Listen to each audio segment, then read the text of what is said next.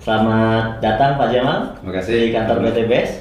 Beliau selaku Widya Suara bidang pertanian organik di Kementerian Pertanian. Kemudian beliau juga asesor pertanian organik Lembaga Sertifikasi Profesi Pertanian Kementerian Pertanian. Ya.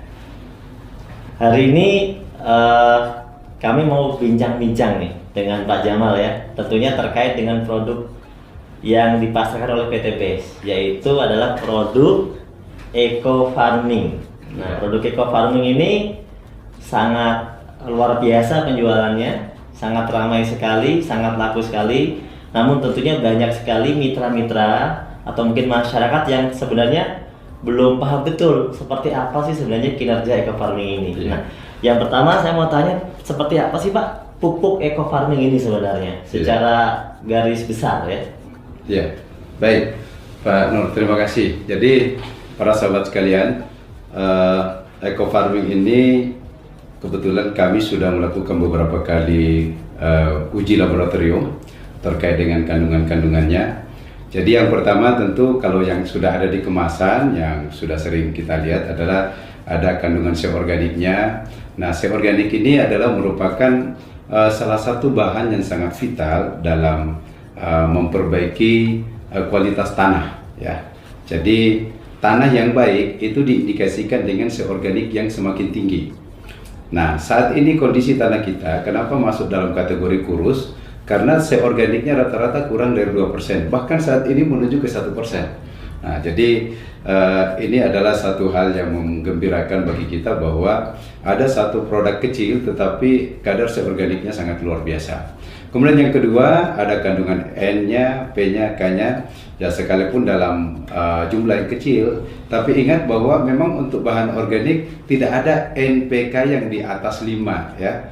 Jadi kalau Mas Nur, kalau misalnya ada pupuk organik yang N-nya di atas 5, itu malah dipertanyakan, jangan-jangan pakai urea. Jadi secara peraturan memang nggak boleh. Nggak boleh. Meskipun di Kementerian Pertanian kita membolehkan N itu sampai di angka 6, tetapi kalau bicara di sertifikasi, rata-rata lembaga sertifikasi organik akan mencari ada apa sebenarnya kenapa sampai di atas 5, dan pada akhirnya rata-rata mereka tidak merekomendasikan bahwa itu produk organik. Jadi kalau organik murni jarang sekali kita dapatkan di atas 5. Nah, kemudian yang kedua, Pak Nur, ini yang luar biasa dari hasil uji kami bahwa di dalam pupuk ini ternyata mengandung mikroba yang luar biasa besar. Jadi kalau misalnya nilai NPK-nya kecil tetapi mikroba penambat nitrogen itu yang tinggi. Sehingga dia bisa mengambil nitrogen yang ada di udara. Ingat ya, di udara ini ada nitrogen sekitar kurang lebih 80% yang bisa diambil oleh mikroba di dalam tanah. Mereka juga mikroba-mikroba ini, kalau bahasanya kepala badan kami kemarin mengatakan bahwa mikroba ini ibaratnya adalah pasukan khusus. Pasukan khusus. Pasukan khusus yang bekerja di dalam tanah, merombak bahan organik, menyiapkan nutrisi-nutrisi sehingga unsur hara tanah ini tercukupi untuk dimanfaatkan tanaman. Iya, karena banyak sekali pertanyaan kan, kenapa eco farming ini bisa bikin pertaniannya subur sedangkan kan kandungannya kecil gitu kan? Nah, termasuk juga mungkin gini, Mas Nur, bahwa masa sih benda sekecil ini bisa digunakan untuk 1 hektar gitu ya. Nah, saya ingin jelaskan para sahabat mitra PTBS dimanapun berada, di dalam satu tub eco farming ini hasil uji lab kami yang baru keluar kurang lebih 2 minggu yang lalu ya, kurang lebih 2-3 minggu yang lalu, itu mengindikasikan bahwa jumlah mikroba positif yang ada dalam 30 gram itu 150 miliar. Nah, padahal dalam kondisi belum diapa-apain ya? Belum diapa-apain.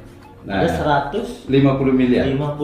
Itu minimal dari 5 kali ulangan di dalam pengujian di laboratorium, itu nilai terkecil adalah 150 miliar. Nilai tertinggi diperoleh 189 miliar per satu tub. Jadi kalau kita ambil tengahnya, itu kurang lebih sebenarnya 170 miliar rata-ratanya ya. Tapi itu maknanya apa?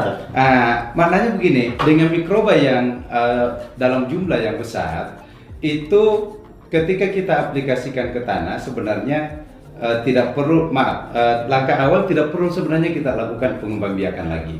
fermentasi gitu ya.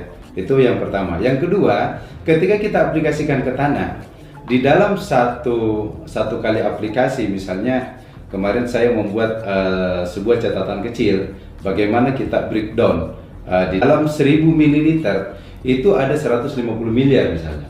Nah, artinya setiap 100 ml itu ada kurang lebih 15 miliar dalam satu tangki. Dalam satu tangki yang dicampur dengan, yang dicampur dengan 15 liter air. Nah, ini artinya apa?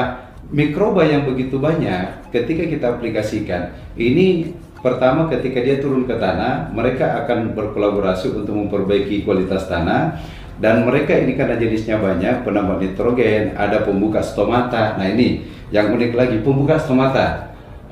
Mas Nur, apa fungsinya pembuka stomata? Stomata itu kan ada waktu-waktu terbuka secara alami. Ya, sampai jam 10-an. Ya, gitu ya. nah, tetapi dengan menggunakan eco-farming ini, ada mikroba yang kerjanya memang membuka stomata di luar jamnya. Jadi bisa bertambah lama gitu. Ya. Sebenarnya di dalam eco-farming ini ada mikroba apa aja, Pak, yang sudah diteliti? Kita kemarin itu baru kurang lebih sekitar 8. Jadi ada mikroba aerob. Mikroba aerob ini sangat bagus untuk memperbaiki kualitas air ya. Sehingga kalau misalnya ada lahan-lahan yang kondisi airnya kurang bagus, nah itu bisa diperbaiki dengan mikroba aerob. Kemudian ada pelarut fosfat. Nah, di dalam tanah kita, Mas Nur, hasil residu-residu dari pemupukan yang menggunakan anorganik itu banyak sekali fosfat-fosfat yang tersedia, tidak larut. Nah, dengan menambahkan eco-farming itu akan melarutkan fosfat-fosfat tersedia sehingga tanpa dipupuk pun tanaman sudah tercukupi. Nah, itulah kenapa kemudian dengan pengurangan sampai 75%, kenapa kemudian ternyata masih tetap bisa mencukupi unsur hara tanaman, karena kerja mikroba yang memanfaatkan bahan-bahan yang tersedia di dalam tanah. Kemudian ada mikroba yang fungsinya juga adalah untuk melarutkan residu. Jadi residu-residu dari hasil sisa-sisa racun, pestisida segala macam itu bisa dilarutkan sehingga tanah menjadi lebih sehat. Nah, kita mikoriza. Nah, ini dia. Ini mikoriza yang sangat luar biasa. Kenapa luar biasa? Mikoriza ini mampu mengambil makanan untuk disuplai ke akar tanaman dalam jarak yang sangat jauh.